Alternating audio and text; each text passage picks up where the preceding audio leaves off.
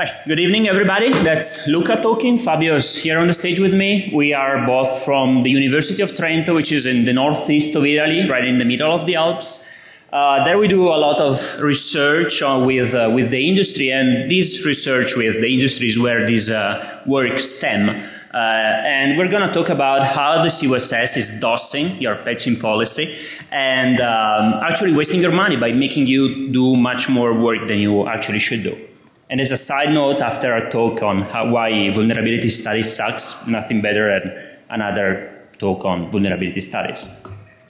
So, just to present ourselves briefly, we work at the security group at the University of Trento. We coordinate and participate in a number of European projects, and these are quite broad, from cybersecurity to security enforcement. But in particular, what I want to underline here is that we work indeed a lot with the industry. We have partners like Symantec, with the S&P, the UK-US National Grid.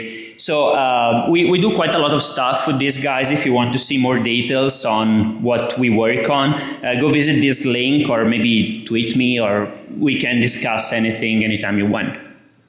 So before starting, a small disclaimer for the presentation. Throughout all of it, we will make a number of medical examples to clarify some rationals or methodologies that we used, in particular maybe to test the CVSS score, for example. So because at the very moment Fabio is the only doctor on stage, every time you see him wearing a white coat down there in the bottom right corner, it means that he will take on the stage and, say, proceed in a more medical fashion. So if you need to sue somebody, that's him you want. So let's start. Well, vulnerabilities, you already saw from the talk before, are quite a tricky question. And the question we are posing today is, should we worry? I mean, you know that a new vulnerability affects your software. How much concerned about your decrease in security for your assets should you be? Now, the trivial answer, and actually what should you do? The trivial answer to this question is, of course you must worry. I mean, it's a vulnerability, it is a threat, it is a potential way the attacker gets into your assets, gets control of them, so of course you have to fix it. But as Steve already showed, and as many of you already know, of course, is vulnerabilities are just too many. And the complexity of the infrastructure of deploying the vulnerabilities, the patches, supporting them, is just so overwhelming that doing it for every single vulnerability is just not feasible. So what you need is indeed a risk matrix, or something that tells you this vulnerability is dangerous, fix it immediately. This vulnerability is less dangerous, leave it for later.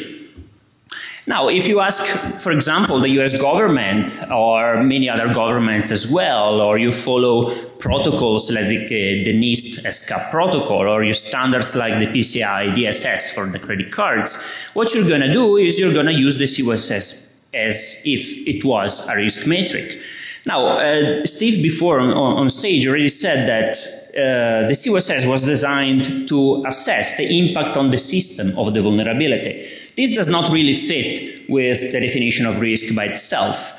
So, this thing that you have to fix every single high CVSS vulnerability for compliance, if you're following what your government, for example, is telling you to do, may need more discussion. And for that brief introduction, I will leave it already to Fabio.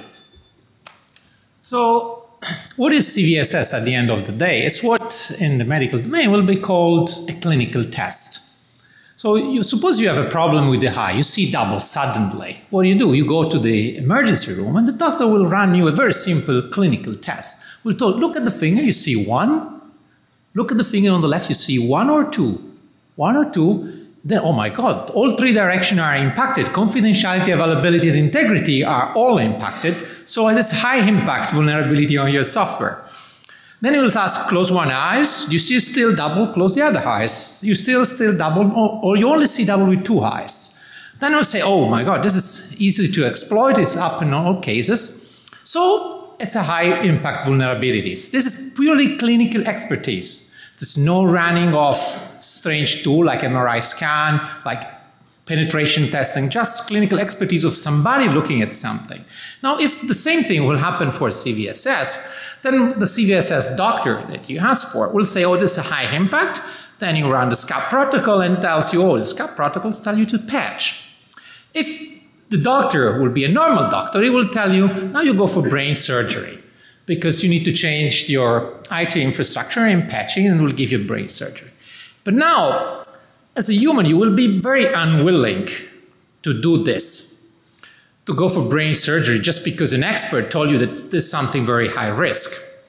So the question we would like to know is how risk? Can we quantify this risk in some more scientific or at least informative way? So if we go back to this example of double vision, when you do this test, I found out that 42 people recovered without treatment. They just go to the hospital and come back. And then doctors do this test with statistics. So statistically, let's say they saw that this is the case. However, in some other cases, I mean, Hillary Clinton is one example, if you have also an intracranial lesion, so something in the brain gets damaged, you're not going to recover without treatment. Now, what's the equivalent of this additional test that you're going to run? Maybe it's penetration testing. Maybe it's additional information like presence in exploit pack or similar things. So just a clinical test is not enough. And basically, what we would like to have is what the question below that, for instance, an information officer would like to have. Okay, now I have my security configuration manager. I have one from Symantec, one from HP. I have many of them. He tells me I have this high-level software vulnerability. I've run Metasploit. Now I find it. Now I have to decide if I want to patch it or not. I would like to know if this will decrease my risk by some percentage. And if that's the case, I may decide that the risk is worth or not. And sometimes I may decide, okay, but now if the only thing that's left is that the security configuration manager says patch it, maybe the risk will only increase by a little things like 3%. So maybe it's not worth patching. So of course here we're making an example for the doctors. They use statistics, maybe we're talking about bacteria, we're talking about viruses or illnesses. Here we're more in a different scenario. We're talking about attacks. So is this worth? And in particular, does it make sense to ask questions like risk decreased by X%? And Luca will tell about it. So yeah, in security in general, you can find a couple of scenarios. In the first one, you are the target. Like the attacker really wants you, he wants your asset, he has maybe some information that you don't have, like a zero-day exploit, for example, that works on your particular configuration. Now, in this case, because you are the victim, you cannot do any statistics because either the guy is successful and gets control of your system or he's not. This is either 1 or 0. This is no statistics. This is just a number. So trying to answer here the question that Fabio just posed does not really make sense because really there is no population upon which to test a patching policy or patching strategy to see how much the risk for this population will decrease with that particular strategy. In the other case, you're maybe just one of the targets. And recently, actually, because the attacks we've seen also this morning in the conference, there have been quite a few very interesting talks on this topic. Many attacks now are just automated. And automated attacks are not really directed necessarily toward you. They're just directed toward a population of potentially vulnerable users. And if you happen to be in this set of targets and you're vulnerable, then you are compromised. Now, here, because there is a population of users, we can make statistics on them. And this is exactly the case on which, with this work, we're focusing. We're not focusing on black swan attacks. We're basically focusing on the general threat scenario. And to do that, we collected 4 different datasets. The first is the MVD, which we consider for the purpose of this study the universe of vulnerabilities. And here for universe, I only mean that it contains every other CVE reported in the other datasets, so the statistics don't get screwed up while matching the CVEs. Also, we eliminated all the corrupted data, the rejected vulnerabilities, the CVSS that are not there, that are not valid, and so on. This was for Steve, that is somewhere in the crowd.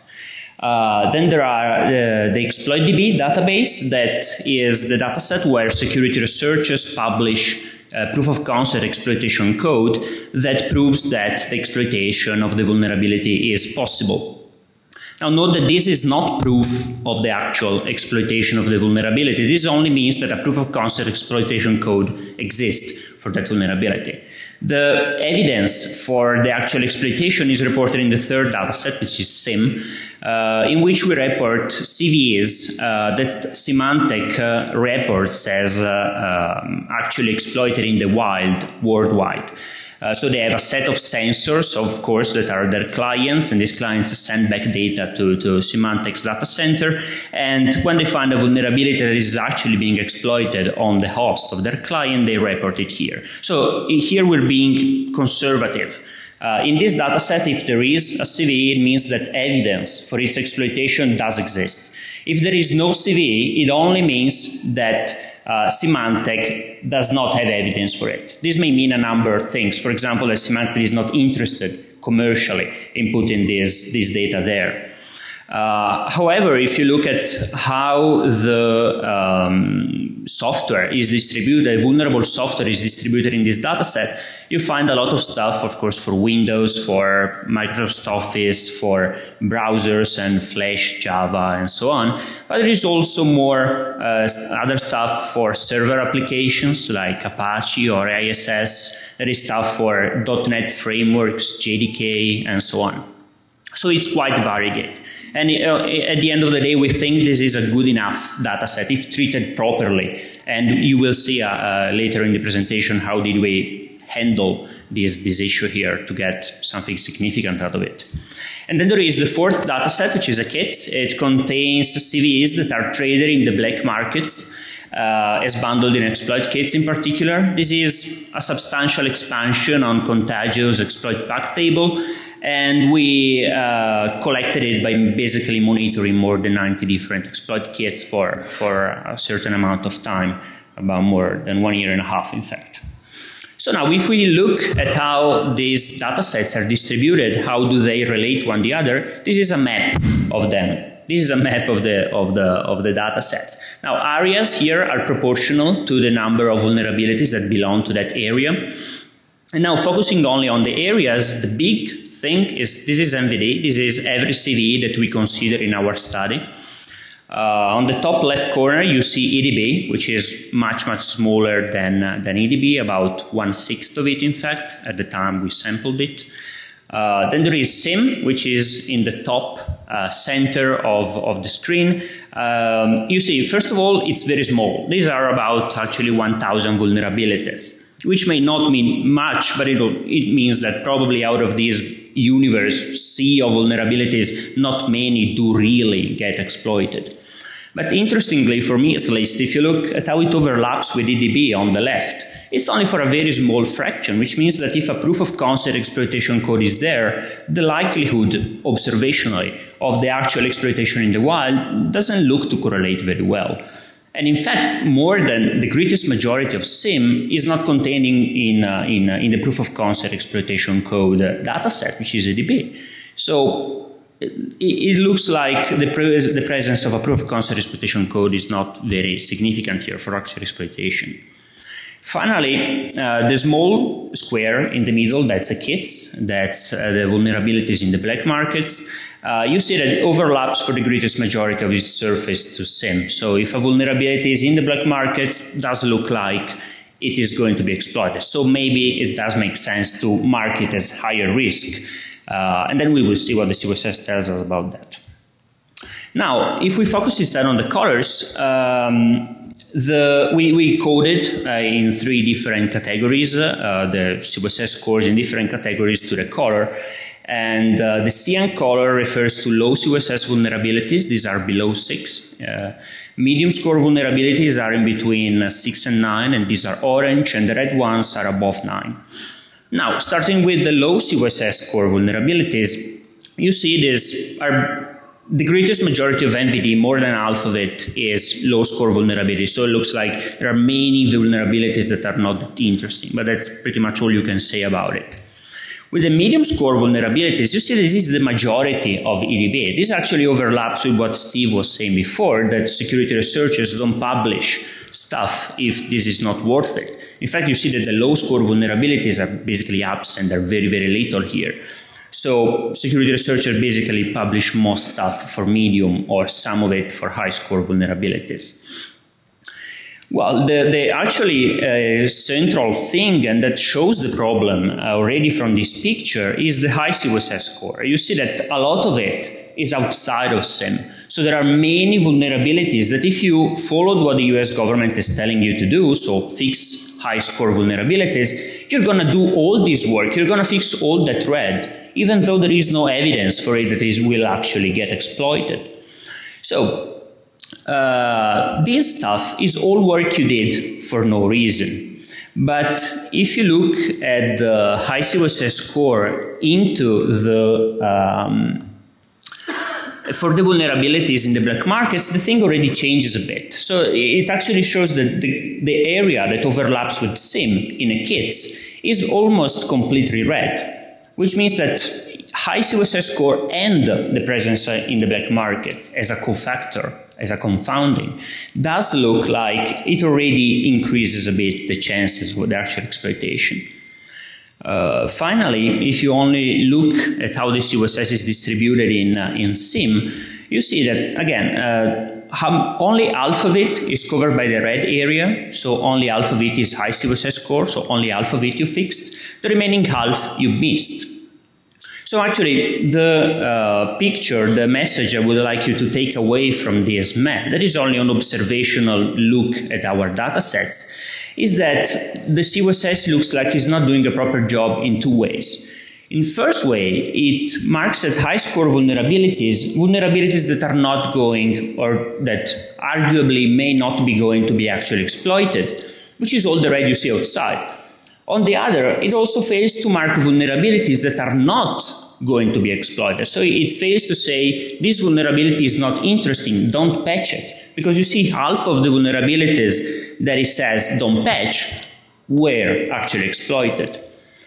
So at the end of the day, it looks like CVSS is kind of inaccurate with this thing. But why so? Now remember that despite the CVSS score being designed to be an assessment of the impact of the vulnerability on the system, you're using it, if you're following the US government and the SCAP and so on, as if it was a risk metric. Now, a typical risk assessment is made about a simple product, which is the impact of a particular event times the likelihood of that event happening. Now, if you look at how the CVSS-based score is designed, and the CVSS-based score is what every standard tells you to use, not the temporal metric and the environmental metric, just the base score, this is very, very similar. There is the impact of the vulnerability times another factor, which is the exploitability, that in this case, if you're using it as a risk metric, does play the role of the likelihood in the computation of the risk. But if you look at how it is distributed in the data sets, the exploitability score, here it is reported, it goes from 0 to 10, that's on the x-axis, and on the y-axis there is the frequency of that particular score for each data set. You see that it is not even a variable, it's just basically a constant. So everything is exploitable, which means that everything has the same risk according to the CVSS score as a risk metric. I cannot stress this enough. So basically the impact is the only real measure. So CVSS is not estimating the risk because it marks everything as equally risky. Not necessarily equally risky, but it lacks half of the metric. Now, if I myself was in the crowd, and I'm sure that most of you are actually thinking this now, I would be like, I don't really agree. No, I don't agree with your numbers because you're saying you're comparing data sets without controlling for other factors. Like you're just maybe comparing apples and oranges, right? Maybe MVD contains stuff for very old vulnerabilities that are not included in a semantic dataset because they're just too old and there is no more exploits in the wild for this. So it doesn't mean that they were not exploited, it just means that at the moment of the detection of semantic, these were not included. Or maybe that EDB contains a lot of software entries that are of no commercial interest for Symantec. So, and actually this is true. I mean, if you look at the software entries in EDB, only about 300 are in both. So only 300 are, like, for example, software like Internet Explorer and Firefox are in both. But stuff like Joomla extensions, stuff like this is typically only in EDB. So of course you cannot really do statistics, but only looking at the map that I showed you here. This map is not enough to give the real picture, the complete picture. So we need something more precise. And this is what Fabio is going to tell you now. So if you want to run something more scientific, so to speak, you will have to likely do a controlled experiment. You ask some people to take a software with lots of vulnerability, you put them in the wild. You ask people to take a software with all the patches, you put them in the wild, but you cannot ask somebody to say, hey, take Internet Explorer version 6, run for 2 years and have your bank account being emptied and maybe your identity being stolen. You cannot just do it. So you need something different. So you cannot run a controlled experiment. And unfortunately for us, they already know these things because you cannot ask somebody to smoke so you can test whether smoking produces cancer. So what do? You do what is called a case control study. And that's what we have done. So what a case is simply a person with lung cancer, which in our case will correspond to an exploited vulnerability according to Symantec Global Intelligence Network. And then you look for other variables, other features of this case. Like for people, you will look to age, sex, social status, or location, things that may explain the problem. Like in the original cancer case, they were thinking that location, living in London, was, because of the pollution, was the case of lung cancer. And then you look at what is your worry, like the smoking habits, which in our case will be the CVSS score. And for each of the cases, you take randomly another person, which is the same variable of the control variables. This is why that's called a control study. Right? Every case, every exploited vulnerability has a corresponding control. And then you want to look at the control. To make it a bit more clear, let's see really the comparison side by side. On one side, they had the lung cancer, and here you look to the same hospital patient. So you can offset for some things that you may not want to measure. Then you look for people with the same age, the same sex, and coming from the same location, for instance. And then you look at exploited vulnerabilities, this is the case, and for each of them you look to the same kind of vulnerabilities, and they will be your control. And then you look to the same thing, like confidentiality, integrity, and availability. You want to make sure that they have the same impact. Why? Because you want to make sure that you don't confuse skin cancer and lung cancer. It doesn't make sense to compare vulnerability with a high impact in confidentiality, but maybe no impact on integrity, with a vulnerability that only impacts integrity. And then this is your controls, and for this you look back, what is the CVSS score of this control? Is this control vulnerability in the exploit databases, so maybe it's a metasploit? Or isn't this vulnerability in the exploit kits? So maybe the bad guys are doing something with it. So let's see an example. So just to make it a bit clearer. So we take a very simple vulnerability, which is used after free in Microsoft Internet Explorer. So this was discovered or disclosed in 2010. It has a certain impact for both confidentiality, integrity, and availability. And the vendor and the software are well defined. Now, what is the control? We need to select randomly one control among the one in kits for in the exploit packs vulnerabilities that have the same feature. In the exploit kits, we have only 5 instances to randomly choose one, and in the exploit database, only 7. And in NVD, there are 37 samples that could come in. So we repeat this process for every vulnerability that's reported in Symantec Threat Explorer. We find one randomly in the corresponding data set to act as a control. And then for this control vulnerability, we look back. Is it high score? Is it low score? Is this actually an exploited vulnerability by any chance? So we get back to SIM. We pick something from SIM, and each time we pick something with the same characteristic, it's always back in SIM. It's important that the software is the same, because we don't want to compare obscure software like the plugin to Joomla to something that's like an Internet Explorer. So after you have done this, what do you look for? Which is the metrics that makes interest company-wise. Again, in this case, we are also happy because the doctor is already identified. I mean, there's two of them. One that mostly security researchers focus on is sensitivity, which maybe you don't know with this name, but basically what you want to know, or sometimes it's false negative, false positive. So what you look for is the true positive versus the sick people.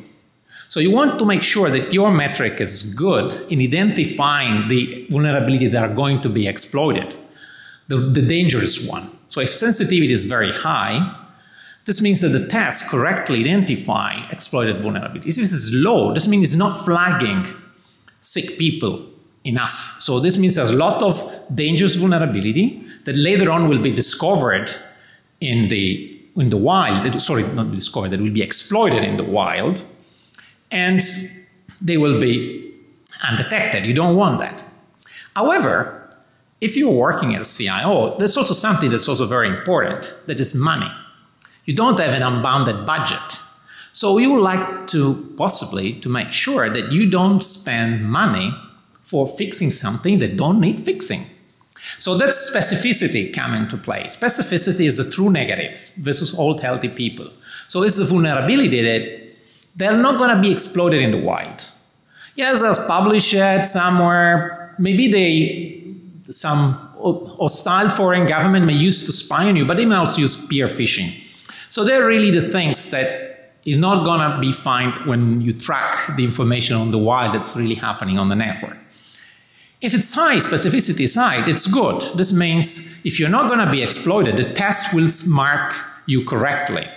If it's low, it's bad because it's generate lots of panic in the people, because you tell healthy people, oh, you need brain surgery, please go.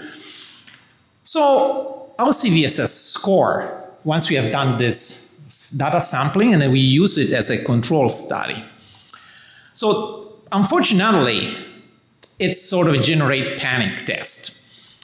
So remember, sensitivity tell us is if you get a high CVSS score, is this a good market for exploitation in the wild? And specificity tell us is low CVSS score a good market for not exploitation? Because that's what you want to know. You would like to know if I get a low, I'm happy, don't have to do anything, don't have to worry. If it's high, I would like to know, okay, I have to worry because there is an exploitation, not just because somebody puts me a pressure. And let's look at the first row in the table. The first row in the table is the, let's say, the dump policy. The policy that says, I know there's a vulnerability, I don't even want to know which is CVSS score is, I'm going to patch it. So it's completely stupid. And you see there, you get a very high sensitivity because essentially you're patching everything. You're overprotecting yourself, but specificity is very low, it's 0%. Now, if we look at what is just CVSS high and medium score is doing, you see that sensitivity is still very high, but specificity is not improving, it's only improving to 23%. So what does it mean? Statistic is always very difficult to perceive. So this means that if you patch for vulnerability, 3 out of 4 were a mistake, were something that were not going to be exploited, was false alarm. Things seem to improve a bit for proof of concept exploit in exploit databases. So this means if you have something on Metasploit, the sensitivity will increase again, 97%, but specificity is still very low. So this means it's not, again, a bit more than 3 out of 4. It's wrong effort. And the third line, instead, if you look what the exploit packs are doing, what the bad guys are marketing in their forums, so good exploiting products, you see the specificity increases. So this means if it's low, it's probably not going to appear in the wild. And sensitivity is also very high. Just to put this into perspective, to see how far security researchers still to go to compare with the medical profession, then we listed them 2 of the most popular, well-known medical tests. One is the triple blood test, which is a simple blood exam that you run for pregnant women when they are over 40, when they have a child, to avoid to check whether they risk that the child has a Down syndrome, which is a serious mental handicap. You see the specificity is 95%. That's what you would like as a CIO. You like to say, okay, this score says low, I don't have to worry. Of course, you may still have, as in the triple blood test, a wrong child or a handicapped child. It's an unfortunate event. But in most of the cases, you can rely on it. Sensitivity instead is not so good, but it's still good enough for you to flag most of the things. For males, maybe the last line is more interesting. That's prostate cancer test. Again, as a blood test, it's very simple of antibodies. And you see again the specificity is 90%. So this means that security researchers still have to go a long way. I mean, the CVSS as it is not good enough. And we have some good indicator, like the kits, some not so good indicator, like proof of concept or things that penetrator tests will find. But what really happens if we plug this information in a patching schedule, if we plug these numbers in a patching schedule? And Luca will tell you about it. So, thanks, Fabio. Now, let's remember you're patching here with this. We assume that you're patching high and medium score vulnerabilities, and also assume that you're considering the cost of patching linear with the number of vulnerabilities. Now, remember that specificity 22%. It means that 4 out of 4 vulnerabilities that are not going to be exploited, you did patch 3. So you're spending 3 times more effort, 3 times more money, 3 times more time than you probably should. But this is, this comes from the performance of the test. This is an a priori probability. This is an a priori consideration. What happens though when you plug this test into an actual patching policy? What happens when you allow the test to propagate the error to many vulnerabilities? Now let's remember a few numbers and see what comes up. Remember you're patching high and medium scores. Sensitivity tells you out of the vulnerabilities you should have patched, how many you did. How many though have the high and medium score, and this is 90%. Not the opposite, but the complementary of the specificity tells you how many of those that you shouldn't have, you should not have patched, you did patch anyway, because they were, again, flagged high and medium. And this is the 3/4 at the top of the slide, so it's 77%. Now, if you compute the probability, the conditional probability that once you patched, you would have avoided an attack, that's Bayes' theorem and so on. And when it turns out that out of 10 vulnerabilities you have patched, 9 you could have avoided. So it's 9 times more effort than it should be. Now, maybe it's a bit hard to see right out from the text, so let's try to see how it works. Let's try to visualize it. So this is a sample from the control study. So these are vulnerabilities that are representative of what Symantec does detect. In a typical sample, there are about 4% of vulnerabilities that are actually included in SIM. So despite the control study, the number of actually exploited vulnerabilities is rather low. Now, of this, 90% you did fix, because this is what sensitivity tells you. Of those that are actually going to be attacked, you fixed 90%. These are the red dots you see here. Now, remember that 1 minus the specificity tells you how many of the remaining vulnerabilities you still patched. And this is all the green you see here, which is 95% of the work you did. So 95% of the work you did, no reason to do it, no evidence at least, for you to compel with all this work.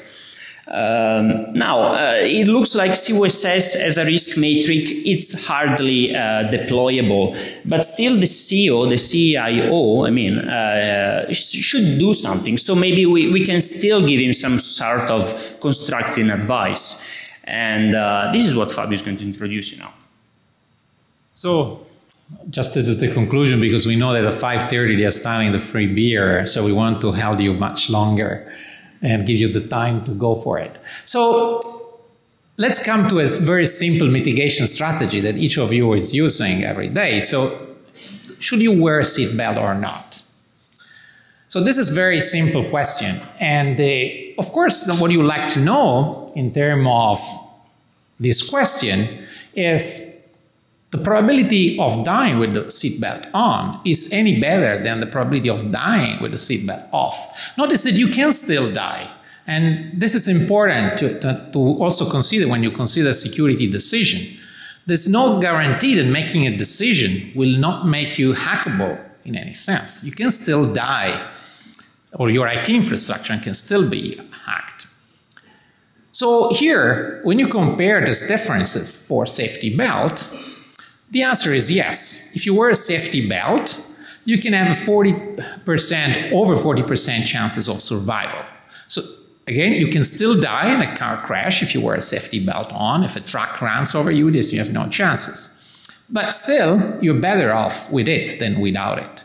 And now, with this, the same things can be done for the CVSS scoring, and Luca will explain it. So here, wearing the seatbelt is the equivalent of patching, right? Is your strategy to reduce your risk of dying in a car accident, as much as patching is a strategy to reduce your risk of being compromised, whether if you were attacked by an attacker. So what it ends up is that a strategy, patching policy, a patching oh, come on, right now? Really? Seriously? That was just the culprit. So with CVSS, if you're patching high and medium score CVSS scores and you have evidence that this vulnerability is in the black markets, you should really buckle up, because this is a decreasing risk of 62%. This is arguably a good investment. It's actually better than wearing a seatbelt. So you should really do. 62% is a good number. Looks like it's worth it. If you only have evidence of a proof of concept exploitation code and you have a high and medium score vulnerability that affect your system, the decreasing risk goes down to about 20%. This really depends on you. Maybe you have the resources, maybe you have the time, maybe you are risk prone and you just want to deploy all the patches anyway. Okay, it's up to you. Can still be worth it. The sad note is if you're only using high and medium score vulnerabilities to patch, this will give you a reduction in risk of only 3%, which means that you will avoid only 3% of the attacks more if you patch all the red you see in the map at the beginning. Well, maybe life is too short for that. So guys, if you're doing that, CVSS needs to improve in this sense to match this expectation, to be your seatbelt. And this actually concludes the talk. If you have any question, we're right on time.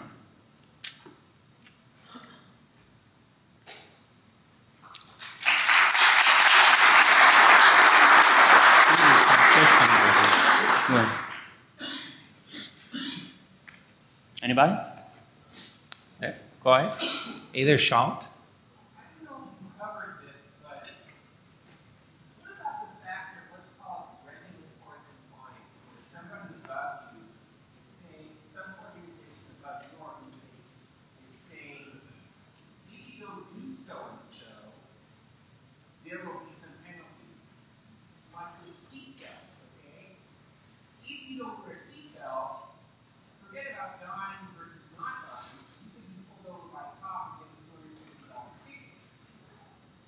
Okay, I will answer to this because one of the logo there of this project is from this economics project, which is a project we have with National Grid, which is the largest UK operator that make power transmission in the UK in the northeast of the US. They also monitor oil and gas, and they really are, let's say, they don't like too much the US policy in this area because the US policy is regulatory compliance. That says you have to do this and this and that, follow a checklist.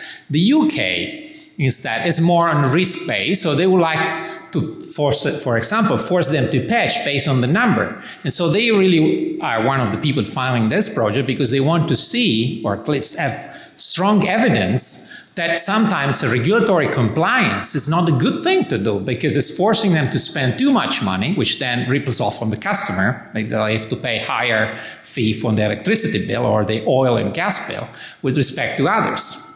So that's why it's a regulatory compliance may be less for liabilities because then you have the tick box all filled in, you are happy, nobody can sue you. But from the point of view of investment, maybe not a good thing. So that's why it's the decision for safety belt was a governmental decision. And this was backed up by the 42% study, while the CVS decision is not backed up by other numbers. At least when we did this study, it shows up as not a good number in the general sense. So it may be more by fear than by rational decision. I think that's the one end over there. Have you considered applying your analytical skills to security measures that were put in place after September 9/11, presented to the NSA General Secretary? It's a good question. I mean, I think it will be interesting, but we'll need to have the data. And on 54 samples that was generally show it up, it's too small number to make any statistics. It's classified. On the classified? Well, anything can happen. So I don't know if you covered it. I didn't see it in the slides about the factors that you're rolling into the cost of deploying those patches. But is your analysis based on an assumption that the cost to deploy each patch is equal? Yeah, to do that, I mean, as a simplifying assumption, we assume that it is linear. It's proportional to the number of vulnerabilities linearly. This is very optimistic. As far as I know, it's much more costly to not only just for the human cost of doing it. So we assume the least, the very lower bound.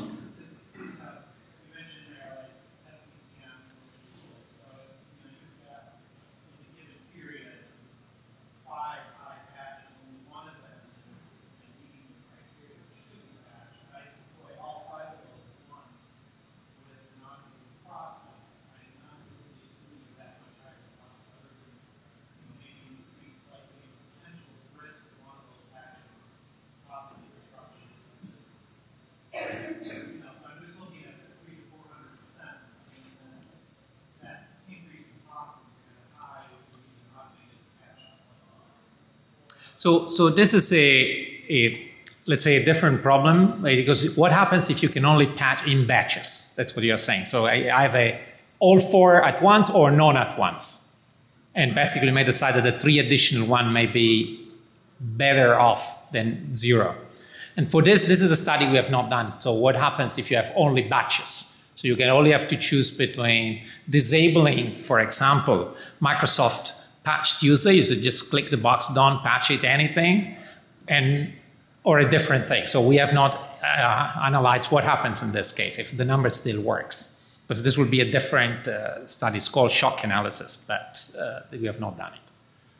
Actually, if I can add something here, this is actually an open question. I mean, what you said is very interesting because that would change the sampling. So here, when Fabio made the example here, there is a vulnerability. No, where is it? Here. This vulnerability covers Internet Explorer 6, 7, and 8. If you have one patch for all 3 softwares that is deployed by Microsoft, this is one entry in the sample. This is one case. If you have 3 different patches, these are 3 cases. So you are right. I mean, it does change the numbers, but our assumption here is this. Go ahead. So your cost only considers the cost to deploy. If it's only 20% improvement for all high and medium, what if the impact of the vulnerabilities we didn't patch is significantly larger than any of the costs to deploy those patches? Is that, maybe that's something for further study, but it seems like that you've got to compare that against the possible impact of the ones you missed, versus the cost to deploy. It's a more important factor, I would think.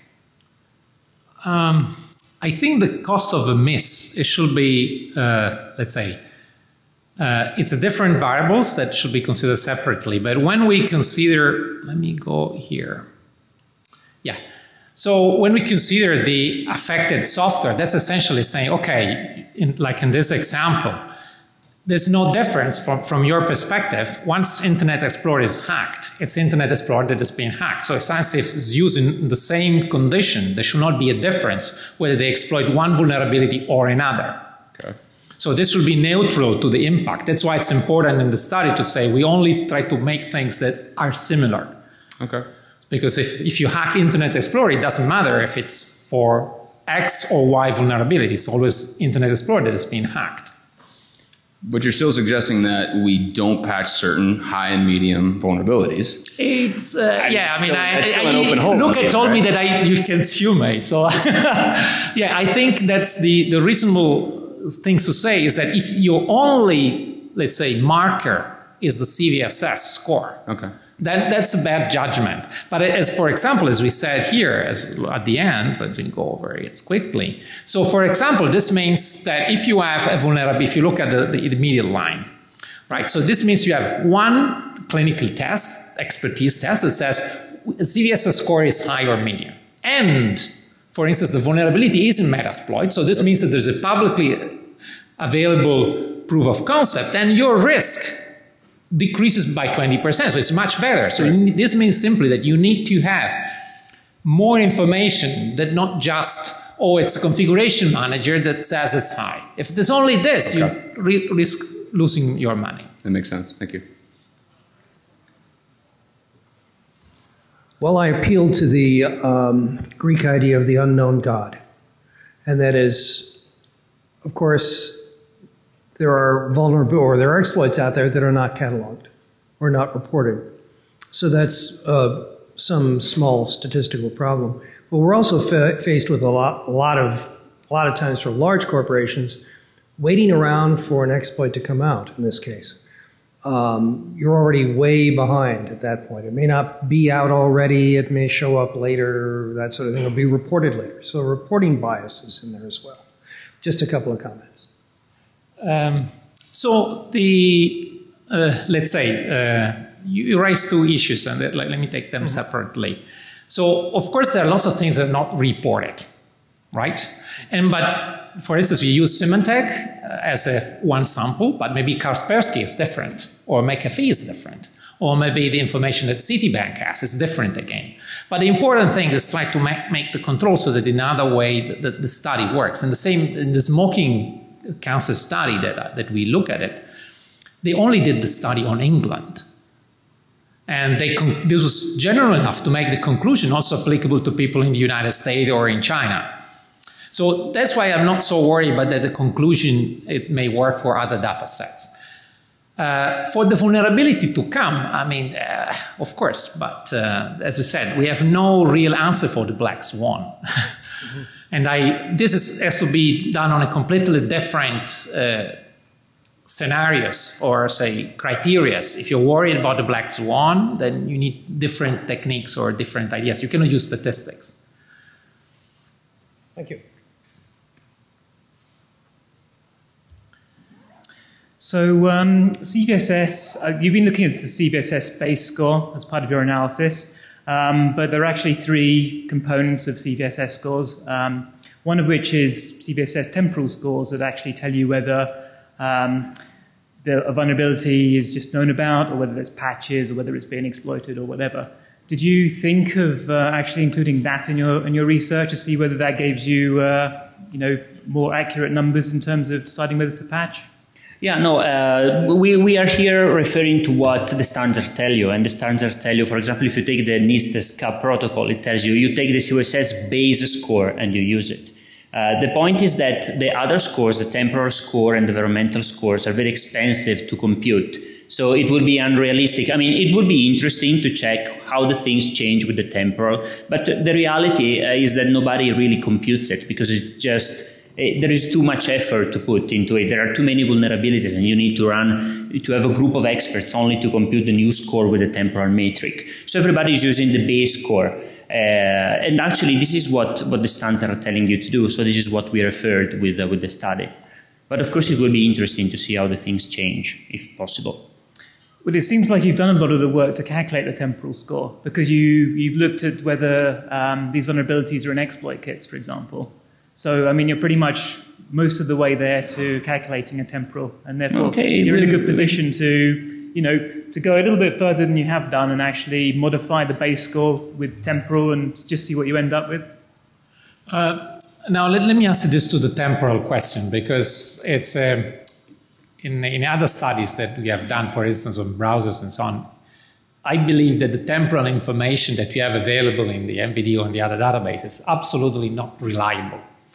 So you don't want to build any statistics or any evidence based on the fact that the vulnerability is disclosed at day 1 or day 2 or 1 month. And you have seen the previous talk in the session. That's actually, I've been saying the same thing. So temporal information is very unreliable. And as an anecdote, we have done a study, for instance, on Chrome, and we find out that, for instance, the MVD will say, oh, this thing applies to N version 20 to 1. We look at the code, and the code at a certain point disappears. So if there's no code responsible for the vulnerability, you can understand that there's no vulnerability in the software because the code is not there. So I wouldn't do any statistic based on what's the data of disclosure and so on. You can have some very rough number by year. But then it's, the temporal score becomes completely useless. So the only thing that makes difference is existence. The thing that will be interesting will be to know the numbers. Maybe not, actually we have some numbers, but that's still in the process of processing. The same vulnerability is not exploited the same number of times. You don't find the same number of exploits. Some vulnerabilities are exploited for millions of times, so you will find millions of attempted exploits, and other vulnerabilities for thousands. So this will be a more interesting metrics to consider. So how many exploits you find in the wild, not just the existence. Here we're only working on existence, but the number might be more interesting. Rather than, this could be a sort of environmental metrics that's more interesting than just the temporal information.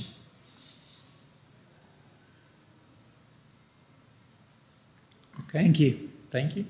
I think we're going to the, go ahead. I mean, we have time, we still have 5 minutes time, so go ahead. What's your solution? And have you communicated with your proposed solution that you may have to the CVSS working group to fix the problem, just planning the problem? Well, I think in some cases you see there is some solution that you need to have consider additional information in the CVSS. That's one will be to say what else is there as information, not only the individual assessment of vulnerability. But for this, we'll need to think more, and I think we have some ideas, and then we'll communicate this to the CVSS working group in the future. But now I don't like to have I can invent, of course, a solution for on the spot to propose it, but that will not be very nice and not be very effective as well. I don't know if this makes you happy, probably not. Normally, part of nature, here's a problem, and you have a solution, so I'm waiting for the FUD, call it here. That is not solution yet. I find it curious that if you have solutions to a problem to what is now an international factual standard, how do you communicate with the bodies that are responsible for paying this standard and possibly helping to improve the standard to the point where it does take an opinion which you think needs to be acted? Yeah, no, but that's what we plan to do. Go ahead. But anyway, we are in touch with the people for the CVSS 3 and so on. I mean, we will hopefully I don't know if we will collaborate, but we will give feedback surely with and actually other ideas that are roaming around, say in the offices in Trento. We are trying to test them, and we will come back to the community later on when we will have concrete results. Now it's more of a gut feeling, but we do have some ideas to help fixing that likelihood problem in particular.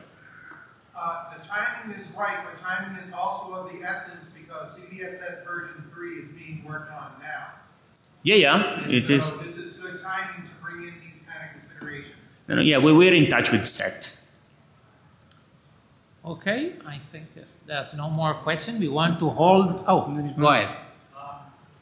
How much work did go into collecting the data, specifically tying the CVS vulnerabilities against the exploit hits and so on and so forth? Is that something that is realistic for enterprise to do?